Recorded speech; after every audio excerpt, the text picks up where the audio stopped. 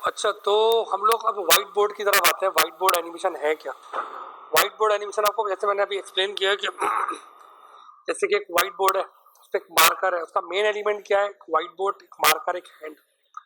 White board के ऊपर जो है वो समझा रहा है। व्हाइट मार्कर में भी ऑफ डिफरेंट कलर्स ये भी हो सकते हैं, और वो व्हाइट बोर्ड के ऊपर लिख रहा है। समझ लो कि वही चीज जो व्हाइट बोर्ड पे लिखती हुई दिख रही है वो हमें एज एन एनिमेशन करके उसको वीडियो में उतारनी है। वो एक व्हाइट बोर्ड एनिमेशन है। डिफरेंट डिफरेंट मेथड्स यूज होते हैं, टेक्निक यूज होती है। कुछ सॉफ्टवेयर भी है जो पेड सॉफ्टवेयर है, लाइक डूडल मार्केट में अवेलेबल है, उससे आप जो है बना सकते हो। कुछ जो है वो प्लगइन्स हैं, उससे भी बन सकती हैं। बट हम लोग मैनुअली की तरफ जाएंगे आफ्टर इफेक्ट के ऊपर। और भी टूल्स इसमें यूज हो सकते हैं, बट हम आफ्टर इफेक्ट की तरफ जाएंगे क्योंकि हमारा बेसिक जो की सॉफ्टवेयर है वो आफ्टर इफेक्ट है। ठीक है, तो व्हाइट बोर्ड के लिए मैंने कहा था कि मेन एलिमेंट क्या है हमारा? Marker, hand. तो कुछ में यहाँ पे एलिमेंट्स है मेरे पास।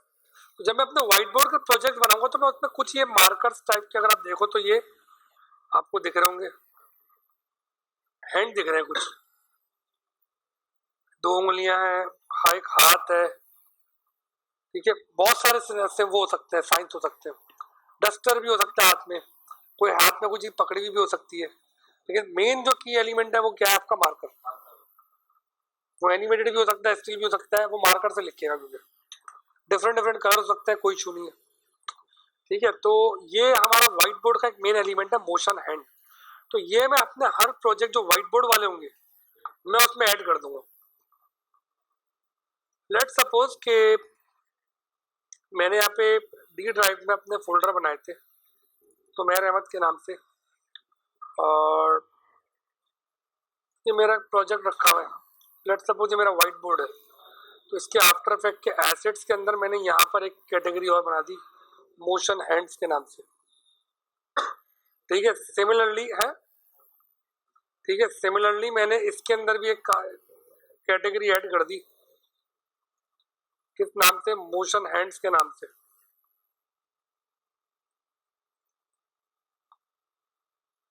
ठीक है, समझ आ रही है ये वाली बात? अच्छा, अब मुझे प्रोजेक्ट मिलता कैसे? मुझे प्रोजेक्ट इस तरह से मिल जाता है,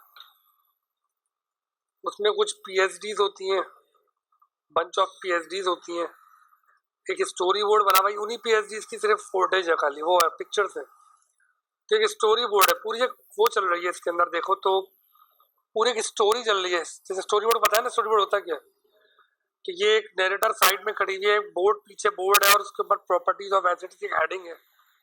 फिर उसके बाद ये प्रॉपर्टीज ऑफ एसेट की हेडिंग रही, 2 ग्राफिक्स आई, 2 पोर्शन है कॉलम्स के अंदर, एक 100 और एक लिटमस पेपर टर्न्स रेड। और आगे आते हैं तो एक बोर्ड दोबारा से छोटा होता है कि प्रैक्टिकल दिखा रहे हैं। मतलब ये पूरी एक ये केमिस्ट्री का प्रोजेक्ट है, उसके ऊपर डिफरेंट किस्म की इमेजेस हैं, कहीं पे इक्वेशंस आ रही हैं, इक्वेशंस मूव भी हो रही हैं।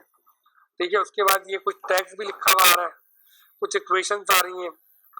हमें ये सब जो है वो एक हाथ से लिखना है, तो ये हमें व्हाइट बोर्ड एनिमेशन हो जाएगी। समझ में आ रहा है यहाँ तक? कुछ चीजें जो होंगी इसमें विजिबल भी हो सकती हैं, कुछ चीजें इसमें अपेयर भी हो सकती है, कुछ चीजें हैंड से ड्रॉन भी होंगी। कुछ चीजों पे हैंड जो है प्रॉपर चल रहा होगा, कुछ चीजों पे हैंड जो है बस रफली चल रहा होगा।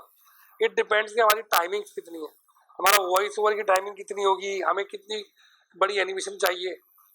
कहीं पर बहुत छोटी सी एनिमेशन दे दी आपने, वो भी बुरा लगेगा, टाइम बहुत ज्यादा है। कहीं बहुत डिटेल्ड एनिमेशन दे दी और टाइम बहुत छोटा था, तो इतनी स्पीड में चलेगा कि वो भी। तो ये तो आप लोगों को एनालाइज करना है कि मुझे कहाँ किस टाइप की एनिमेशन करनी है। लेट सपोज मैं बता रहा था कि नमक होता है, नमक। नमक वेरी करता है हर डिश के हिसाब से, हर कास्ट के हिसाब से, हर जगह के हिसाब से। इसलिए नमक की हमेशा जो रेसिपी होती है उसमें लिखा होता है नमक हस्बे जायका। इसकी वजह क्या होती है कि कोई फिक्स फॉर्मुलेशन नहीं है कि नमक हमेशा 2 चम्मच डलना है, नहीं, कोई फिक्स फॉर्मुलेशन नहीं है। ज्यादा भी डल सकता है, कम भी डल सकता है। हो सकता है कि एक ही कल्चर हो, बिरयानी में कम डलेगा तो टिक्कों में ज्यादा डलेगा, कढ़ाई में दरमियान डलेगा। मतलब ये वेरी कर सकता है, कोई फिक्स फॉर्मुलेशन नहीं है कि नमक इस कास्ट के अंदर या इस जगह पर नमक तो 2 ही चम्मच डलने चाहे कोई भी डिश हो, ऐसा नहीं होता। नमक हमेशा हस्बे जायका लिखा होता है, हस्बे जायका होता है। समटाइम्स मिर्चें भी हस्बे जायका लिखी हुई होती हैं। ये वेरी करती हैं कहाँ पे? डिफरेंट डिफरेंट कल्चर्स पे, प्लेसेस के ऊपर डिफरेंट डिफरेंट मतलब फिल्टर्स लगाना चाहो तो बहुत सारे लग सकते हैं। अलग अलग हांडिया के ऊपर भी हो सकता है। बिरयानी में मिर्ची का टेस्ट अलग होगा, कढ़ाई में मिर्चों का हिसाब किताब अलग होगा। ठीक है, तो ये आप लोगों को डिसाइड करना है कि मुझे किस जगह पे कितनी टाइप की एनिमेशन करनी है, कहाँ डिटेल करनी है, कहाँ कम करनी है। इसकी वजह यह है कि बहुत दफा वॉइस ओवर हमारे जो होते हैं, वॉइस ओवर इतना इजाजत नहीं देते कि बहुत डिटेल में एनिमेशन हो सके। वहां पर अगर आप डिटेलिंग करने की यूज करोगे अपना सिर्फ टाइम जाया करोगे। हो सकता है आगे से फीडबैक आए कि यार इसको बहुत स्लो कर दो या स्मूथ कर दो, बस इतनी डिटेल की जरूरत नहीं क्योंकि बहुत जल्दी बोल दिया। और जहां पर आपको टाइम लगाना है ये आप लोगों को एनालाइज करना है कि मुझे टाइम लगाना कहाँ है, क्योंकि ऑन ग्राउंड जो बंदा उतरता है उसके बाद वीडियो होती है, प्रोजेक्ट पे काम कर रहा होता है, उसको अंदाजा होता है कि कितनी कितनी टाइमलाइन मुझे दी गई है। वीडियो 5 मिनट की वीडियो है, मुझे उसको डिवाइड कैसे करना है। लेट्स सपोज कि मेरे पास एक वीडियो 5 मिनट की वीडियो, उसके फ्रेम 60 फ्रेम्स है, मुझे 2 दिन का डेडलाइन मिली है। तो 2 दिन में अगर मैं देखा जाए तो अप्रोक्सीमेटली 8 घंटे का अगर मैं वर्किंग आवर्स लगाता हूँ तो 16 घंटे मुझे मिलते हैं। 16 घंटे के अंदर चलो मैंने ओवर टाइम भी लगा लिया 1-1 घंटा दोनों दिन में, तो 18 घंटे मिल जाते हैं मुझे 18 घंटे में 60 फाइल्स को किस तरीके से डिवाइड करना है।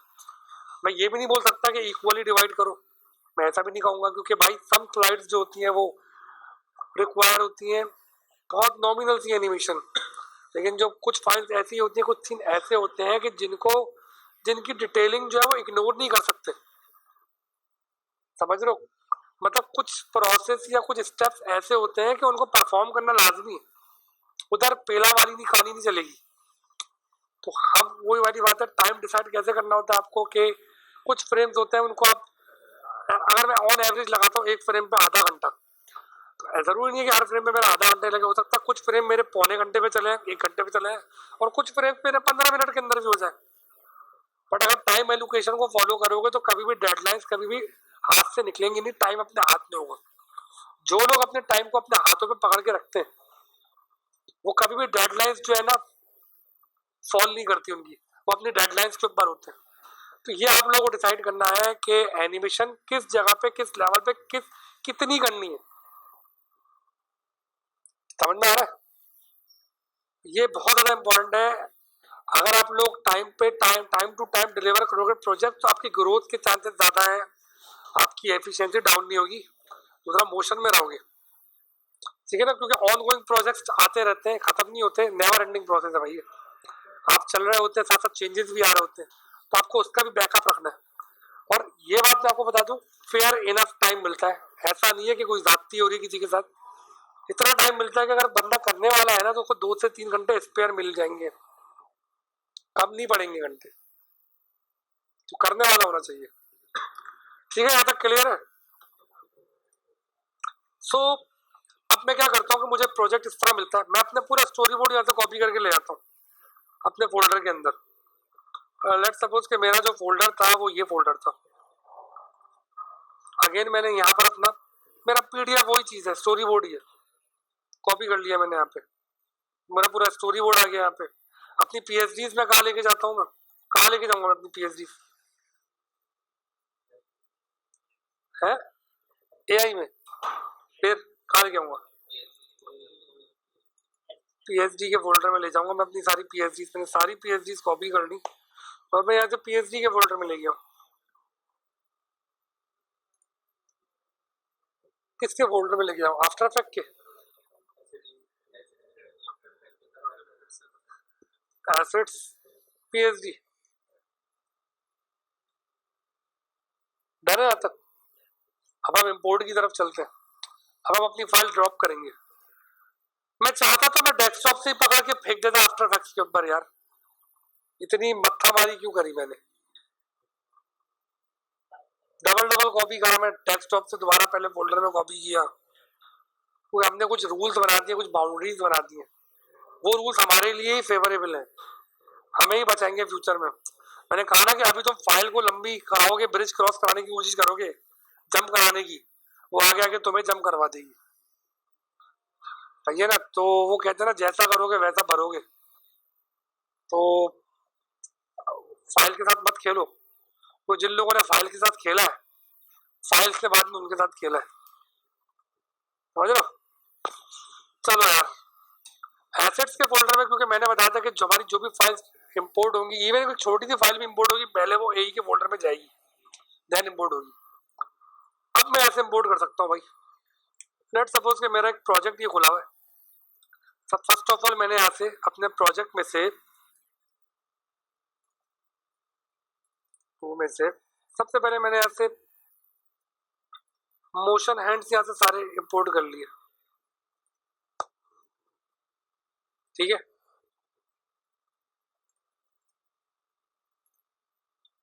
चारों मेरी फाइल्स आ गई यहाँ पे, इनको मैंने ड्रैग कर दिया मोशन हैंड्स के ऊपर। मैं अगर अपने उसका प्रोजेक्ट बनाता हूँ, टेम्पलेट बनाता हूँ व्हाइट बोर्ड का, तो मैं इस पोजीशन पे लाके बनाऊंगा ताकि मेरे चारों हाथ पहले से रखे हो, ताकि जब मैं कॉपी करूँ तो मुझे हैंड्स कॉपी करने की भी जरूरत ना पड़े। मैंने अपने प्रोजेक्ट के टेम्पलेट बना दिए यार, ये मेरे क्लिप एनिमेशन के, ये मेरे जो है वो व्हाइट बोर्ड के। हो सकता है कुछ दूसरे कोई नया पैटर्न आता है, टेम्पलेट बना लो उसका, टाइम सेव करेगा। अब मैं अपनी फाइल्स इंपोर्ट करता हूँ यहाँ पे। लेट सपोज अब मैं जाता हूँ यहाँ पे अपनी पीएचडीज इंपोर्ट करने आता हूँ। मैंने सारी पीएचडीज ले ली लेट सपोज। अच्छा, ये मुझे देखना है, मेक श्योर कि ये फुटेज पे ऊपर ना हो। अगर मैं फुटेज पे करूंगा तो मेरी जो फाइल्स सारी लेयर्ड भी होंगी। लेयरिंग का पता, थोड़ा सा आइडिया है लेयरिंग क्या होती है? आफ्टर इफेक्ट हर एनिमेटर को थोड़ा बहुत ग्राफिक डिजाइनर होना चाहिए। कैसे कि कुछ चीजें, जैसे फोटोशॉप के अंदर लेयर्स होती हैं, हम कभी काम करने में इजी, तो इस तरह आफ्टर इफेक्ट एक मोशन सॉफ्टवेयर है, उसके अंदर भी लेयर्स होती हैं। तो वो जो आपकी इवन फोटोशॉप हो या इलस्ट्रेटर हो, उनकी लेयर्स को रीड करता है, उसको एनालाइज करता है। मीन्स कि अगर एक मुझे सिंगल ग्राफिक है वन पीस के अंदर, मुझे उसको एनिमेशन करनी है, तो मैं उसको एआई फाइल या पीएसडी फाइल में उसके हैंड्स वगैरह सब अलग कर लेता हूँ, डीलेयर्ड कर लेता हूँ, मैं उसकी लेयर्स मजीद बढ़ा लेता हूँ, ठीक है ना। तो जब वो यहाँ पर इंपोर्ट होगी तो वो उसी के साथ इंपोर्ट होगी, लेयर्स के साथ इंपोर्ट होगी। समझ में आ रहा है? तो मुझे एनिमेशन करने में ईजी होगा। अगर मैं फुटेज के ऑप्शन में क्लिक करूंगा तो मैंने लेयरिंग की होगी वहां पे, वो सारी की सारी दोबारा से मर्ज हो जाएंगी, मेरा फायदा ही नहीं होगा कुछ करने का। अगर मुझे आफ्टर इफेक्ट पे मेहनत करनी थी तो मैंने इलस्ट्रेटर पे या पीएस फोटोशॉप पे मेहनत क्यों करी? क्या फायदा इतना मेहनत करने का? ठीक है। दूसरा ऑप्शन है कंपोजिशन, रिटेन लेयर साइजेस, और थर्ड ऑप्शन है कंपोजिशन। जब भी हम एनिमेशन पॉइंट ऑफ व्यू से देख रहे होते हैं तो हमें ये सेकंड वाला option composition, retain layer sizes, फर्क दोनों में कुछ भी नहीं है, दोनों दोनों एक जैसी हैं। कंपोजिशन में जो एंकर पॉइंट होगा वो कंपोजिशन के सेंटर में होगा, चाहे वेक्टर ग्राफिक साइड में पड़ी हो, लेफ्ट पे पड़ी हो, डाउन पे पड़ी हो, कहीं भी पड़ी हो। रिटेन लेयर साइजेस जो होंगे वो उस पार्टिकुलर लेयर का साइज के ऊपर एंकर पॉइंट बनाएगा। लेट सपोज के वो 20x20 पिक्सल्स की पिक्चर थी, तो 20x20 पिक्सल्स के सेंटर में आपको एंकर पॉइंट मिलेगा। जबकि अगर कंपोजिशन करके करोगे तो 20x20 का पिक्सल, इवन उसका साइज 20x20 हो, बट कंपोजिशन का साइज अगर 1920x1080 है तो 1920x1080 का ही सेंटर पॉइंट पे लगेगा। तो कंट्रोलिंग एज कंपेयर टू इसके वो ज्यादा अच्छा है, उसमें कंट्रोलिंग हो जाती है कंपोजिशन, रिटेन लेयर साइजेस। मैं यहाँ पे इंपोर्ट कर देता हूँ, मेरी फाइल्स यहाँ पर इंपोर्ट हो जाती है।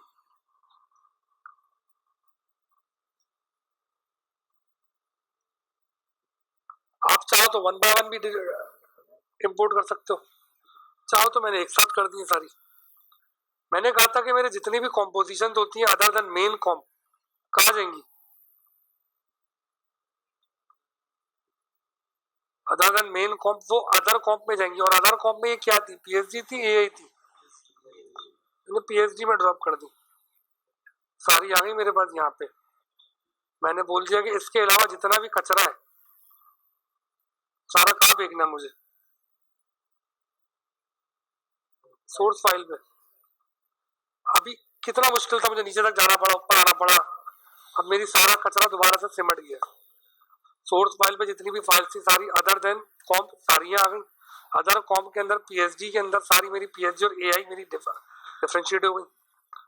और ये वो फाइल्स है जो मेरी इंपोर्ट हुई है, और ये वो फाइल्स है जो मैंने बनाई है मेन कॉम्प। हो सकता है कि इन फाइल साइज का साइज चेंज हो सकता है जो मैंने इंपोर्ट करी है, बट इटसेल्फ मुझे फाइनल वीडियो का आउटपुट किस पे निकाला? 1920x1080। इस वजह से जो मैंने मेन कॉम्प बनाई है वो मेरी 1920x1080 बनी हुई है, 25 FPS के ऊपर, ठीक है। इस वजह से मैंने रखा है कि मेरा फाइनल रेंडर यहाँ से निकलेगा। अब कुछ प्री कॉम्प्स बनती हैं, कुछ और कॉम्प्स बनती है अदर कॉम्प में, वो अदर कॉम्प के रूट फोल्डर में आती रहेंगी। सिम्पल रहेगा सारा काम मेरा सिम्पल, मैं इंपोर्ट करता रहूंगा, डालता रहूंगा। आगे समझ में, यहाँ तक क्लियर है? लेट सपोज कि मैं अपना एक हैंड यहाँ पर ले लेता हूँ, कोई भी, मैं ये वाला एक हैंड ले लेता हूँ यहाँ पे। ये मेरा एक हैंड आ गया यहाँ पे जो लिखेगा यहाँ पे, और अब मैं यहाँ पे देखो मेन सारा काम मेरा मेन कॉम पे हो रहा है, और मैं यहाँ से एक पीएसडी फ्रेम नंबर 1 ले आता हूँ नीचे, मेरे फ्रेम नंबर 1 के ऊपर ये लिखेगा, ठीक है। अच्छा, किस किस ने मेरी आफ्टर इफेक्ट बेसिक की वीडियोस देख ली हैं? आपने शायद नहीं देखी होंगी, आप लोगों ने देख ली होंगी, तो हो सकता है आप लोगों को थोड़ा सा एट्रीब्यूट्स का मसला हो, तो वो आपका क्लियर हो जाएगा। लेट्स सपोज मैं शॉर्टकट्स वगैरह पे नहीं आता ही, तो पता होगा कि मोशन ग्राफिक्स के अंदर 5 एक बेसिक एट्रीब्यूट्स है। एंकर पॉइंट है, रोटेशन है, पोजीशन है, ओपेसिटी है, और तीसरा स्केलिंग है। ये 5 बेसिक एलिमेंट्स है, इसके शॉर्टकट्स भी बताऊंगे, ठीक है। और की फ्रेम्स भी बताएं, की फ्रेम्स क्या होता है, स्टार्टिंग और एंडिंग पोजीशन हम लोग बता देते हैं, तो उसको शेप बता देते हैं, मोशन बता देते हैं, स्केलिंग बता देते हैं। वो बीच के फ्रेम्स आफ्टर इफेक्ट खुद ही कैलकुलेट कर लेता है, ठीक है।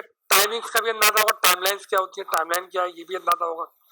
तो ये आप मेरी आफ्टर इफेक्ट की बेसिक वीडियो में उसका लिंक शेयर कर दूंगा आपको, यूट्यूब के ऊपर दिख रहा होगा तो वो देख लेना, तो उसमें आपको दिख जाएगी वीडियो, तो वो आप देख सकते हो कि बेसिक्स वगैरह की शॉर्टकट्स वगैरह क्या चीज़ है, इंटरफेस क्या है। अभी मैं फिलहाल जो है मैं आगे बढ़ रहा हूँ यहाँ से। लेट सपोज मेरा ये हैंड है, ये वाई में दबाता हूँ, पेन बाइंड टूल है, ये टूल है pen bind tool, Y shortcut key है। मैं क्या करता हूँ कि मैं इसके टिप के ऊपर जो है इसका एंकर पॉइंट सेट कर लेता हूँ, मुझे ये आसानी हो जाएगी, मुझे लिखने में आसानी हो जाएगी, ठीक है। अब मैं आता हूँ कि ये मेरा सीन यहाँ से विजिबल हो, सीन मेरा यहाँ से विजिबल हो, तो मैं यहाँ पे एक ओपेसिटी लगा देता हूँ, यहाँ पे कुछ भी बना सकते हो आप, कोई इशू नहीं है उसका। मेरा सीन यहाँ से 0 to 100 हो, मैं इसको ऑटो स्मूथ कर देता हूँ, F9 भी पता होगा आपको। मेरा सीन यहाँ से विजिबल हो, देन मेरा यहाँ से हैंड जो है वो यहाँ से ऊपर आए, पोजीशन पे है, 20 फ्रेम्स की टाइमिंग के ऊपर मेरा हैंड यहाँ से ऊपर आए, ठीक है। और मेरा हैंड आने के बाद जो है वो उसकी पोजीशन यहाँ पर आए और यहाँ पर आके लिखे,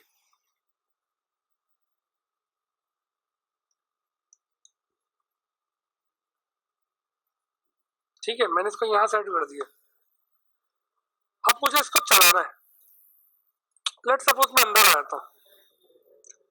अच्छा, मेरा नैरेटर जो है वो, जो मेरा नैरेटर है वो अभी स्टिल है, यहाँ पर प्लेसमेंट होगी नैरेटर की, कौन सा जो बकायदा शूटेड नैरेटर होगा यहाँ पे प्लेस हो जाएगा, तो अभी हम इसको इग्नोर कर देते हैं, हम सिर्फ टेक्स्ट के ऊपर आते हैं।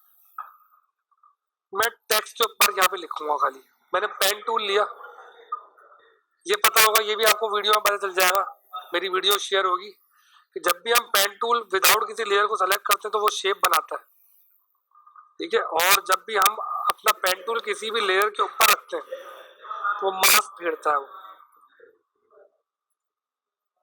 ठीक है।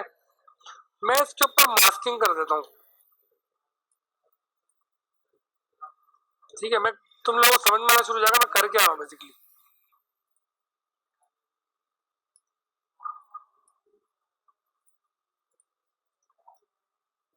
क्या किया मैंने सिर्फ और सिर्फ इस पर राइटिंग करना शुरू कर दिया,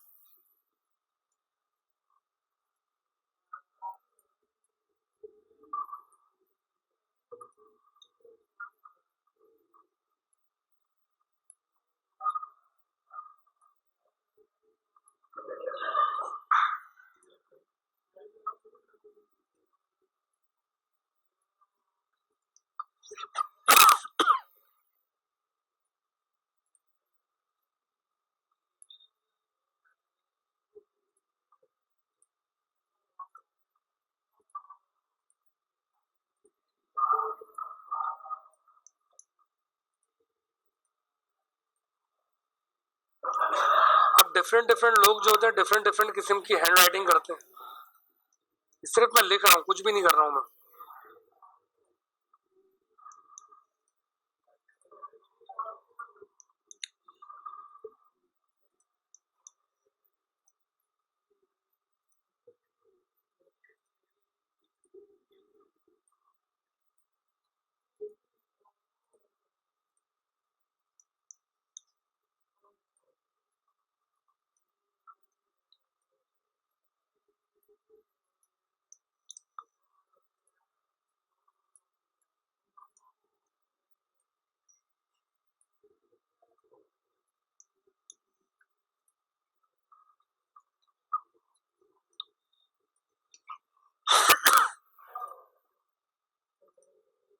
इसमें कोई कंफ्यूजन हो तो पूछ सकते हो मेरे भाई।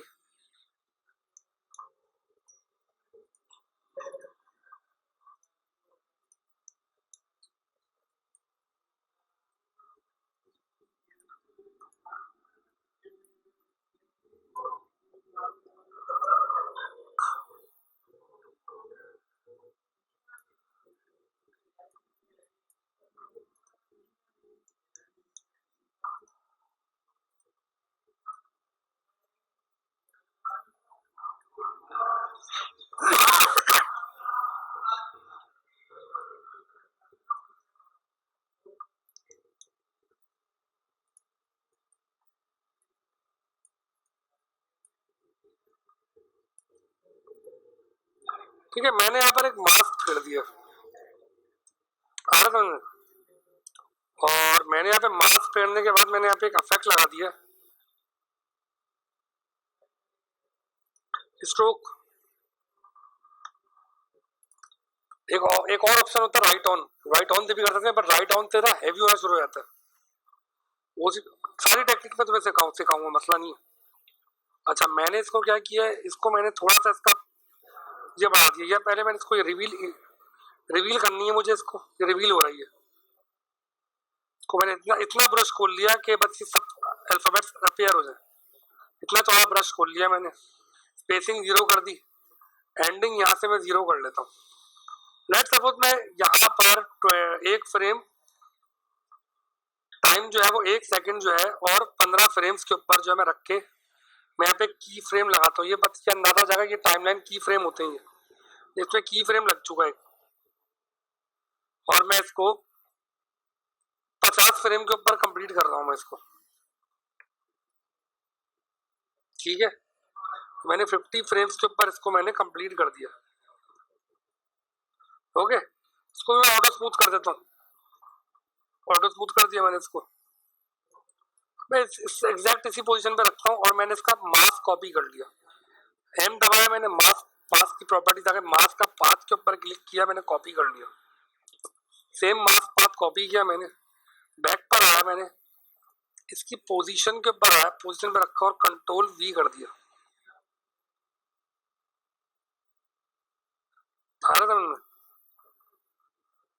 और मैंने इसके मास्क को एग्जैक्टली उसके ऊपर बैठा दिया।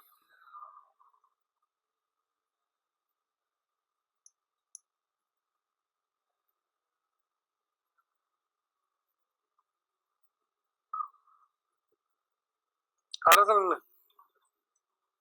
और मैंने इसकी टाइमिंग भी सेम 50 फ्रेम्स रख दी। ये पता होगा कि शिफ्ट के साथ मैं पेज अप बना दबाता हूँ तो 10 फ्रेम्स तक जाता हूँ, 1 2 3 4 5, 50 फ्रेम्स के ऊपर ये ऑलरेडी आ रहा है। वो 50 फ्रेम्स के ऊपर ही आ गया। इसको मैंने सेलेक्ट किया और मैं इसको भी ऑटो स्मूथ कर देता हूँ भाई, F9।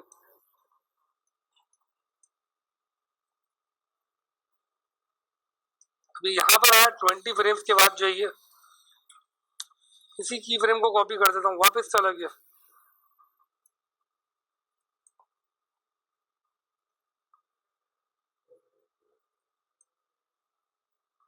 क्लियर है यहाँ तक? अपेयर और भी तरीकों से हो सकता है, प्रोडक्शन के अंदर टेक्निक जो है वो लीनियर वाइप के थ्रू भी अपेयर हो जाए। मैं एक लीनियर वाइप के थ्रू भी बता देता हूँ, मैं उसके थ्रू भी कर लेता हूँ। तो ये टेक्निक समझ में आई, हमने मास्किंग से किया हमने, ठीक है। अच्छा, अब मैं दूसरे सीन के ऊपर जाता हूँ। मैं हर जगह पे एक नई नई टेक्निक अप्लाई करके दिखाता हूँ, ठीक है। यहाँ पर मेरा क्या हुआ, ये मेरा यहाँ से हाथ चला गया, ठीक है। लेट सपोज कि यहाँ पे हाथ चला गया, मैं इस पे दोबारा आया, अब मुझे दूसरा हैंड यूज करना है, ये वाला हैंड मैं यूज करता हूँ, समझ रहे हो, मैं ये वाला हैंड यूज करूंगा। थोड़ा सा मैं इसको छोटा कर लेता हूँ, सही है।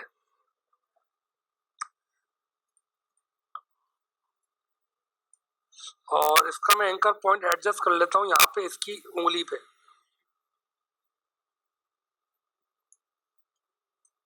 ठीक है ना। जब यहाँ पर आते हैं तो ये वाला जो मेरा हाथ है, ये वाला हाथ मेरा यहाँ से आता है नीचे से,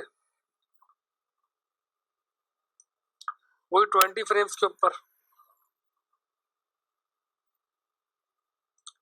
ये हाथ मेरा नीचे से ऊपर आता है एंड देन वापस नीचे चला जाता है 20 फ्रेम्स के ऊपर। बट दिस टाइम होता क्या है, ये भी साथ जाता है, समझ लो। ये यहाँ पर ऊपर आया, अब जब ये दोनों नीचे जाएंगे तो मैंने दोनों को सेलेक्ट किया और ये दोनों पूरे पूरे सीन को नीचे ले गए।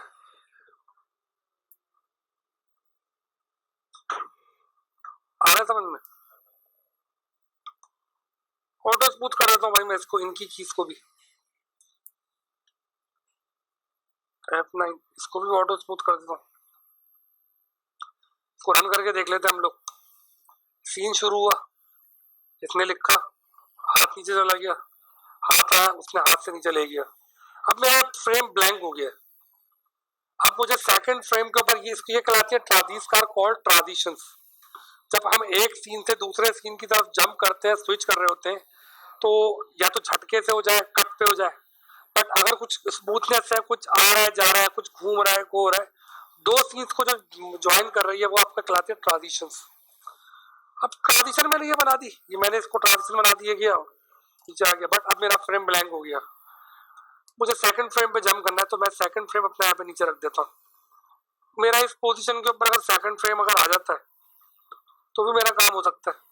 सीन देख लो क्या हो रहा है, इसने यहाँ पे लिखा है, इसने ये हाथ आया नीचे ले गया, नीचे दूसरा सीन ऑलरेडी रखा हुआ था।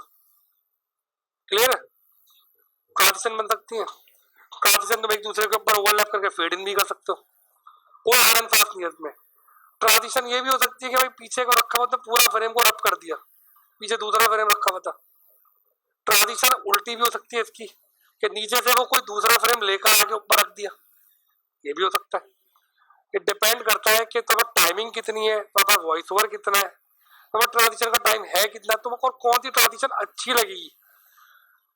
बहुत दफा टाइमलाइंस बहुत छोटी सी होती है, हार्डली 1 सेकंड का गैप होता है खाली, अब उसमें कोई इतनी एनर्जेटिक ट्रांजिशन डालोगे तो उसका दम निकल जाएगा।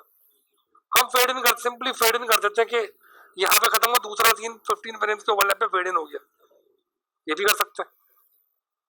ये टोटली डिपेंड्स कि फ्लेवर क्या है, रिक्वायरमेंट क्या है, उस जगह पे क्या चीज आनी चाहिए। हर रंग में मैंने ट्रांजिशन बना दिया यहाँ पे, नीचे ले गया। अब अब मैं क्या करता हूँ, मैं यहाँ पे, अब मैं यहाँ पे मुझे और चीजें लिखनी पड़ेंगी यहाँ पे, ऐसे ही है। तो मैं यहाँ पे प्रॉपर्टीज ऑफ एसिड्स दोबारा लिख देता हूँ यहाँ पे। लेट सपोज मैं क्या करता हूँ, फ्रेम 1 पे ही जाता हूँ, फ्रेम वन पे ही जाके इसका पाथ कॉपी कर लेता हूँ यहाँ से, ठीक है। अच्छा, अब मेरा ये वाला हाथ दोबारा यहाँ से ऊपर आता है, लिखने वाला हाथ जो, ठीक है। और मैं यहाँ पर इसी पोजीशन पे जाके कोई फ्रेम कॉपी कर देता हूँ, प्रॉपर्टीज ऑफ एसिड वाले, और जाके इसको यहाँ रख देता हूँ मैं।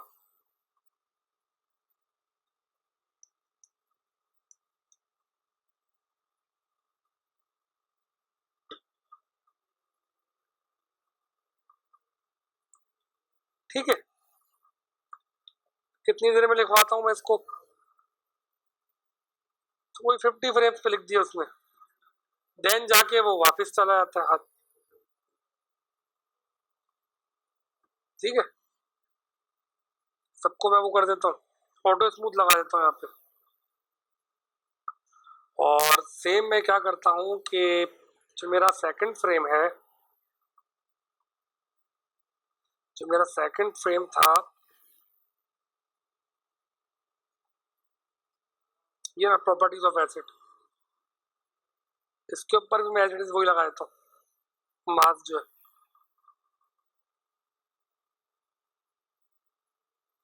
एक मिनट, कहाँ है वो मास्क?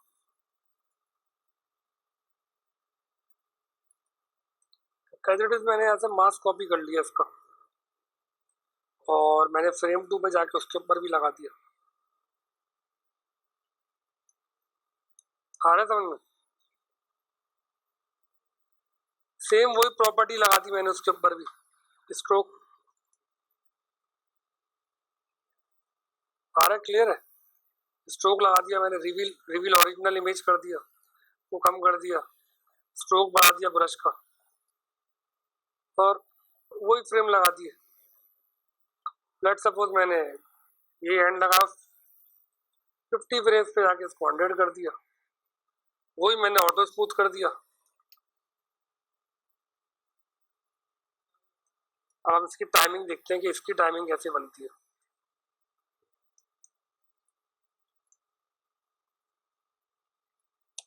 स्क्रीन विजिबल हुआ,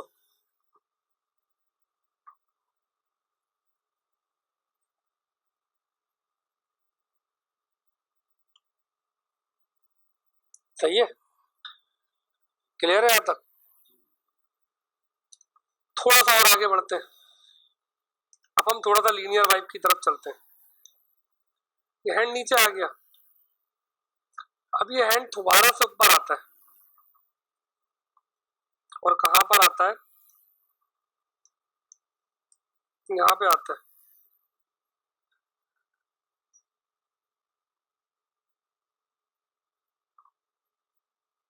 ठीक है,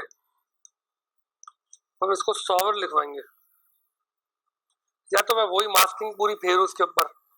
अब कुछ सीन्स मैंने बताया ना कि ऐसे होते हैं जहां पर बहुत डिटेलिंग नहीं चाहिए होती। अब मैं बताता हूँ एक टेक्निक में और क्या यूज कर सकता हूँ। लेट सपोज मैं इसी के ऊपर गया और मैंने क्या किया, मैंने यहाँ पर पेन फेर दिया रैंडमली, सॉरी सॉवर सेलेक्ट किया, रैंडमली मैंने इसके ऊपर पेन फेर दिया।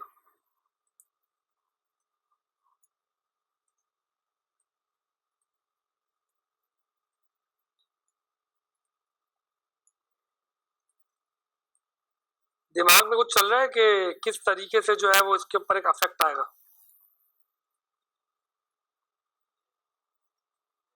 जिगजैग आएगा, जिगजैग आएगा। ठीक है, इसका मैंने मास्क पे गया, मास्क मैंने उठा लिया, पाथ कॉपी कर लिया, यहाँ से मास्क पाथ कॉपी कर लिया मैंने। अच्छा, मास्क पाथ कॉपी कर लिया हमने यहाँ पे, और मैं यहाँ पर जाता हूँ इस हैंड के ऊपर, इसी पोजीशन के ऊपर जाता हूँ, और इसी पोजीशन के ऊपर जाके यहाँ पे कॉपी कर देता हूँ।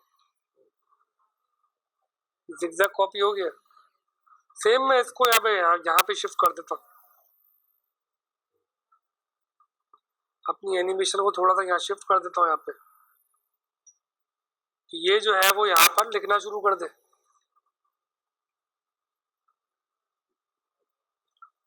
ठीक है,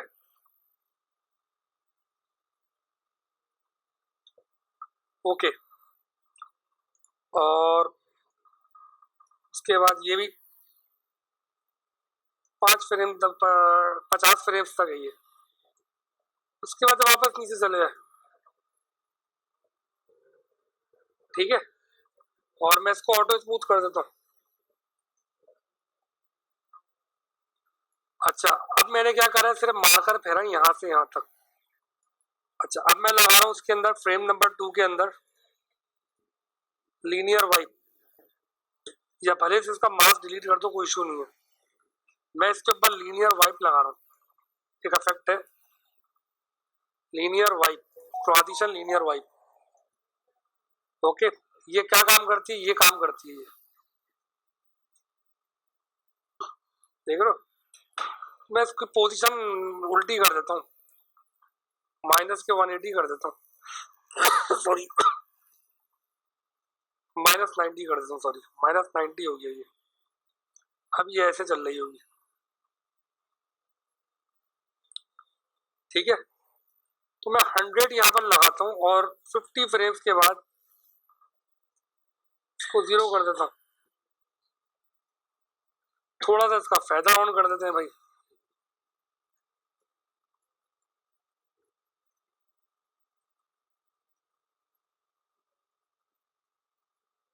सही है, ताकि थोड़ा सा रियलिस्टिक लगे। और इसको यहाँ पे मैं ऑटो स्मूथ कर देता हूँ। अब देखो अब क्या चलेगा,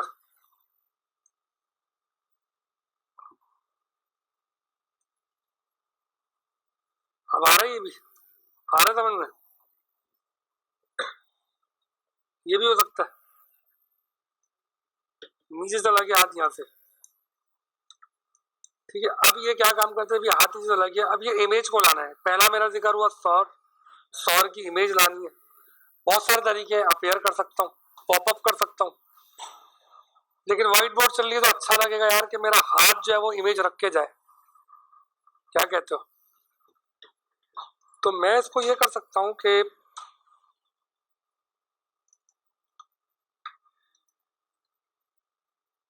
लेट सपोज कि मेरा जो ये इमेज है वो ये है करेक्टर, और इस करेक्टर को मैं रख लेता हूँ यहाँ पे, मेरा इमेज यहाँ से अपेयर हो। इसकी पोजीशन डिफाइन कर लेते हैं 20 फ्रेम्स तक, और इसकी इनिशियल पोजीशन मैं यहाँ पे दे देता हूँ।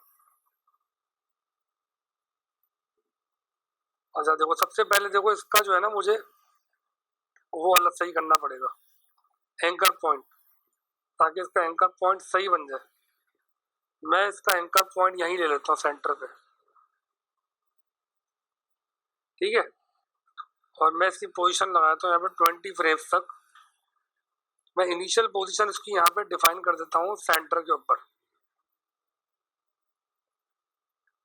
ओके। और सेम मैं क्या करता हूँ, इस हैंड की पोजीशन ले लेता हूँ, ये वाले।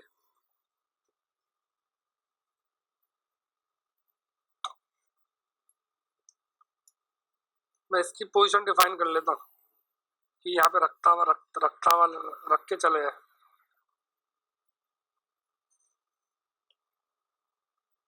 ठीक है।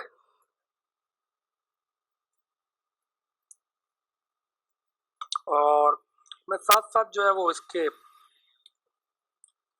करेक्टर को भी जो है वो सिंक कर देता हूँ इसके साथ, इसकी स्टार्टिंग पोजीशन जो है।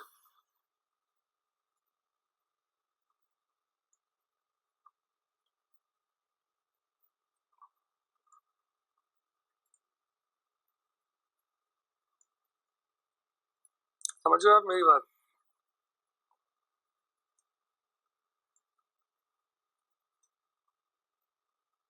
अच्छा ये यहाँ आ गई है,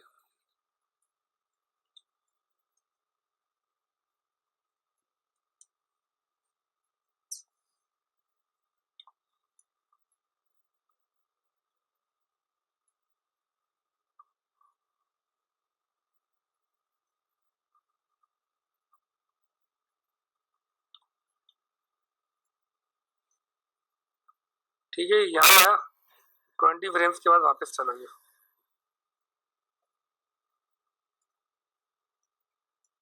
अभी देखो क्या सीन बनाई है, सावा लिखा, हाथ लगाया, वापस चला गया रख के, ठीक है, वापस चला गया। देन हमारा फिर से वो वाला एक हाथ आता है। अब हम एक तीसरी टेक्निक यूज करते हैं यहाँ पे, हम एक तीसरी टेक्निक ये यूज करते हैं कि ये वाला हाथ दोबारा से यहाँ आता है, और वो हाथ आता है यहाँ से इधर।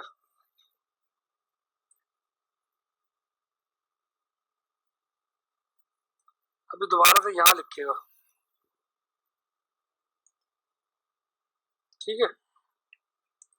अच्छा अब हम चलते हैं अंदर। मैं इस वाले के ऊपर थोड़ा सा एक मास्क लगा लेता हूँ। मैं इसके ऊपर भी एक रैंडमली फेर देता हूँ,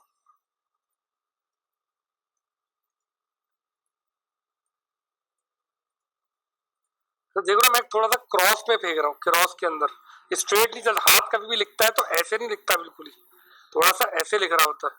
तो थोड़ा सा रियलिस्टिक को फॉलो करते हुए, कि जो रियलिस्टिक को चीजों को देखते हुए ये हमें बनाना है। थोड़ा हैंड की फ्लुएंसी ऐसी है कि लगे कि वाकई कुछ लिख रहा है, क्योंकि थोड़ा सा हिला हुआ होगा ना तो फेक की तरफ चले जाएगा, फेक लगेगा।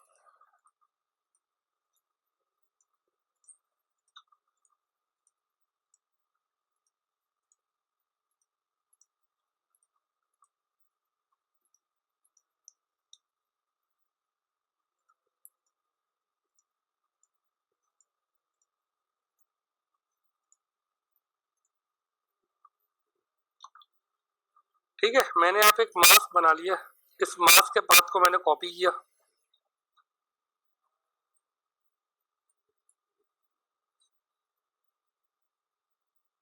मैंने यहाँ पे इसको कॉपी कर लिया, कंट्रोल C, और मैं वापस से यहाँ पर आया और मैंने इसी हैंड राइटिंग की पोजीशन के ऊपर मैंने इसे ओवरराइट कर दिया।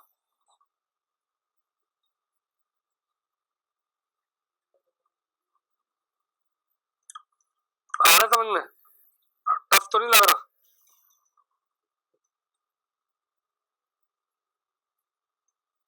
आ रहा समझ में? ये इसको मैंने ओवरराइट कर दिया यहाँ पे।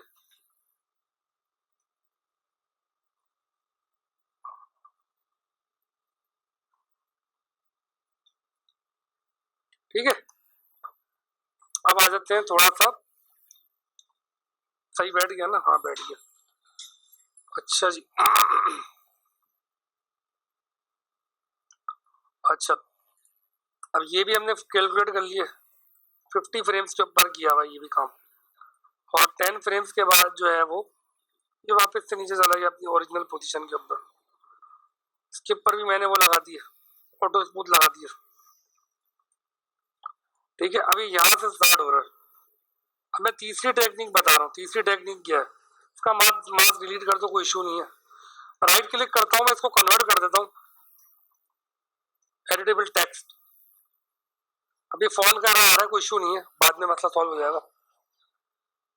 अगर फोटोशॉप के अंदर कोई फाइल, अगर टेक्स्ट की फाइल अगर यहाँ पर इंपोर्ट होती है या इलस्ट्रेटर की फाइल होती है, तो आफ्टर इफेक्ट्स उसको राइट क्लिक करके डायरेक्ट से कन्वर्ट कर देता है। इसी तरह कोई अगर वेक्टर फाइल वहाँ पे कोई शेप बना हुआ हो वहाँ पे AI की फाइल में, तो डायरेक्टली उससे शेप उठा सकता ही है। तो मैंने डायरेक्टली टेक्स्ट के ऊपर कन्वर्ट कर दिया। तो मैं एक छोटा सा इफेक्ट लगा लेता हूँ यहाँ पे टाइपराइटर का।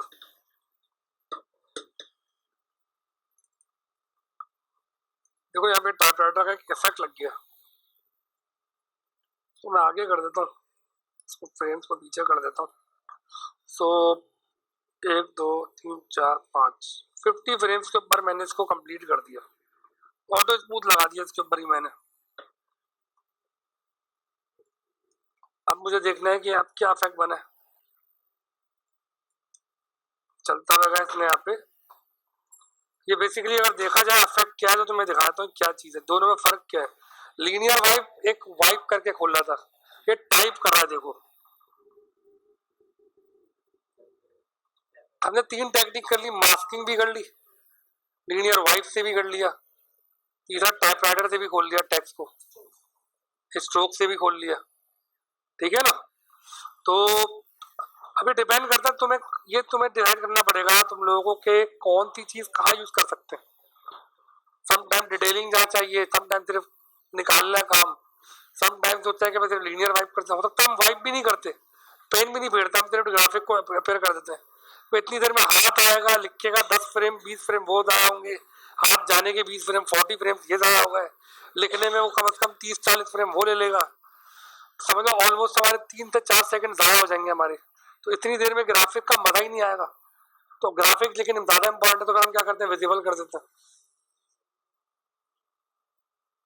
समझ लो। अब तीसरी हमारे पास चीज क्या हो गई, हमारी ये हो गई।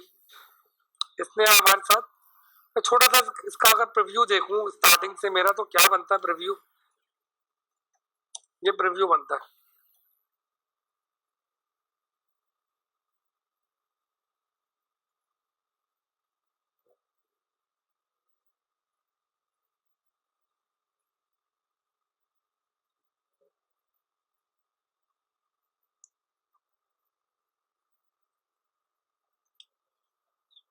हो सकता है। थर्ड ग्राफिक में प्लेसमेंट नहीं करूं, मुझे थोड़ा सा दिखाना है। तीसरी ग्राफिक्स की मैं प्लेसमेंट ना भी करूं, हो सकता है। तो थर्ड जो ग्राफिक है वो मेरी अपेयर हो जाएगी। इसका मैं वो कर देता हूँ।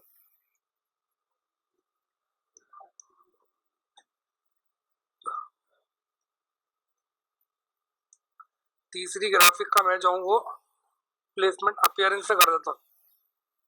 अभी यहाँ आ गया, ये अपियर हो गई तो पेस्टी से।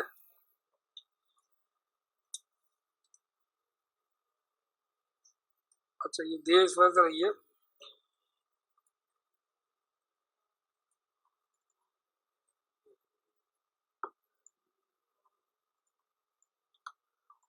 ये हो रहा है।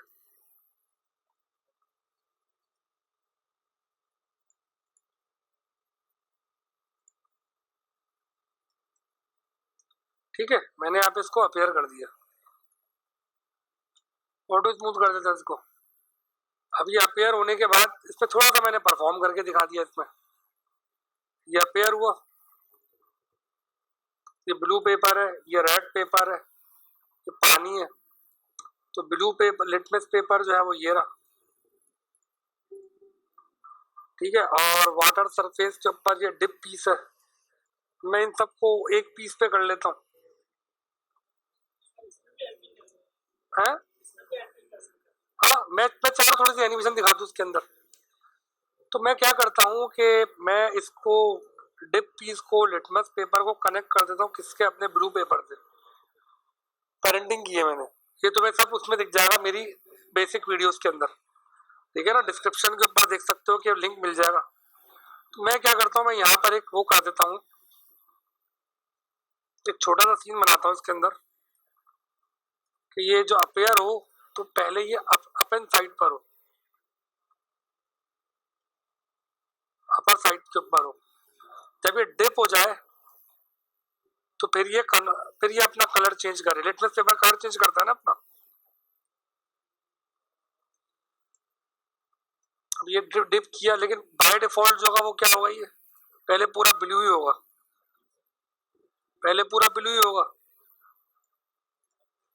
ठीक है। तो मैं चाहूँ तो इसको भी कर सकता हूँ या इसी की कॉपी ले लेता हूँ। मैं इसकी एक कॉपी ले लेता हूँ और इसको मैं लिख देता हूँ यहाँ पे, ये पहले ब्लू ही है। और इसको मैं फिल दे देता हूँ। हम छोटे छोटे इफेक्ट से बना सकते हैं। इसको मैंने सेम कलर दे दिया फिल, और इसी कलर का दे दिया, ठीक है। ये यहाँ पे डिप हुआ नीचे, और डिप होने के बाद जो है वो लिटमस कलर बाद में आएगा। यहाँ पे थोड़ी देर तक डिप रहेगा, और डिप होने के बाद जो है यहाँ पर रेड कलर जो है इसके ऊपर विजिबल हो जाएगा बाकायदा।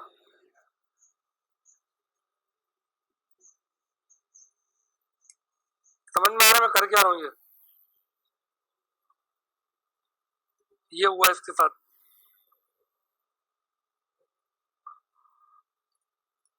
अब मैं इसको फुल, इसको रिवाइंड करते हैं हम लोग और फुल देखते हैं इसको कि क्या सीन बना हमारा। सीन स्टार्ट हुआ, प्रॉपर्टीज ऑफ एसिड।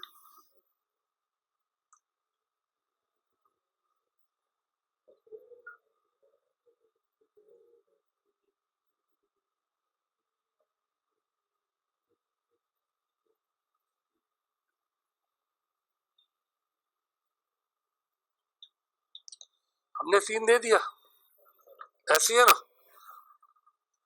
अब थर्ड सीन पे जा सकते हो आप इसी तरह। थर्ड सीन क्या कहता है, थर्ड सीन जो दिखा रहा है वो पूरा एक जो है वो वर्किंग दिखा रहा है, लेकिन हमारा पुराना ही जैसा सीन है जैसे हमारा फ्रेम वन था, ठीक है। फ्रेम वन जैसे नीचे लेके गए थे हम, तब नीचे लेके गए थे तो दैट मीन नीचे पड़ा हुआ है। तो मैं अगर यहाँ चाहूँ तो ये भी कर सकता हूँ। यहाँ पे ये यहाँ पर अपेयर हो गया फ्रेम टू बी करके, मैंने पूरा सीन देख लिया यहाँ पर। और इसके 20 फ्रेम्स के बाद जो है मैं यहाँ पर काम करता हूँ, थर्ड फ्रेम की ट्रांजिशन लेता हूँ मैं और सबको टॉप पे रखता हूँ मैं यहाँ पे, ठीक है। और मेरा साथ साथ एक ये हैंड है, ये वाला हैंड यहाँ पे रखा है मेरा, तो पहले मैं इसके ऊपर 2 मार्क लगा देता हूँ, ठीक है। उसको मैं नीचे रख लेता हूँ,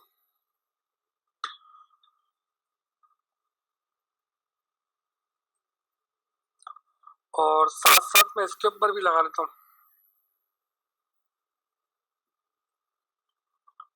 और मैं इसका हाथ दिखा देता हूँ कि भाई कहाँ तक इस सीन को लेकर जाके रखना है।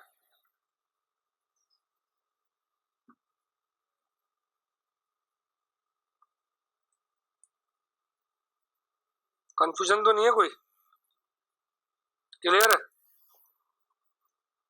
देखो ट्रांजिशन क्या बन गई, अब इतने नीचे से वापस से सीन लेकर ऊपर आ गया, अभी वापस से सीन लेकर ऊपर आ गया, ठीक है, और वो हाथ नीचे चला गया। अब यहाँ पर दोबारा से मैं थर्ड फ्रेम के ऊपर काम करता हूँ। लेट सपोज कि मैं यहाँ पर जो है वही वाली प्रॉपर्टी दे देता हूँ, create convert two variable text, ये अभी इग्नोर कर लो प्रैक्टिस के लिए। मैं इसको यही वाली प्रॉपर्टी दे देता हूँ, टाइप राइटर वाली।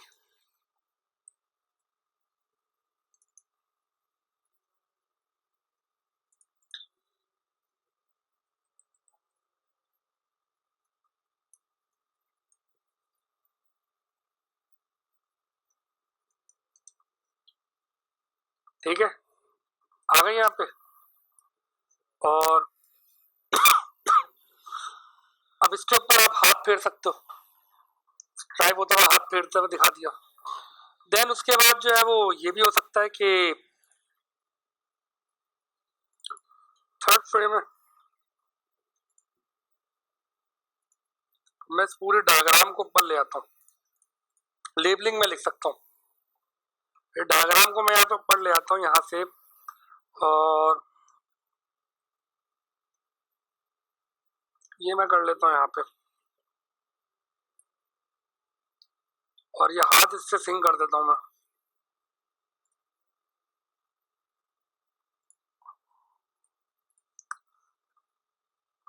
लेट सपोज कि सीधा वाला जो हाथ है वो वाला हाथ ले लेते हैं हम लोग,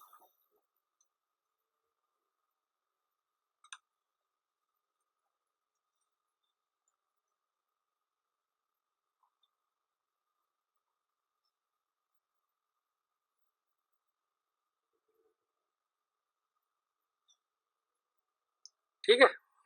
ऐसा करना है कि विजिबल भी हो और डिस्ट्रैक्ट भी ना करे।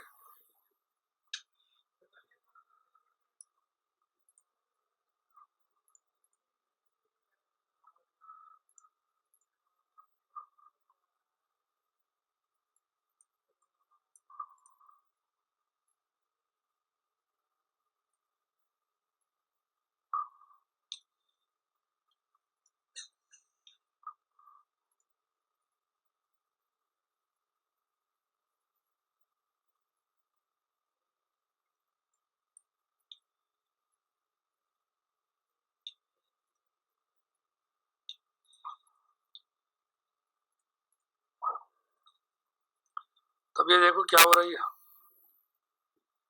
हाथ रखा है इसने, ये टाइप हुए, इसने डिवाइस ये लाके यहाँ पे आके इसने अपना हाथ रख कर ड्रॉ किया, और उसके बाद वापस से हाथ चला गया उसका।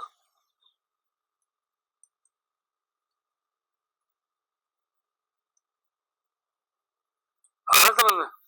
उसके बाद आपकी जो है वो लेबलिंग्स वगैरह जो ड्रॉ कर सकते हो हाथों से, टाइम शॉर्ट है तो पेस्ट्री से खोल सकते हो। तो यहाँ तक समझ में आया सिनेरियो जो है।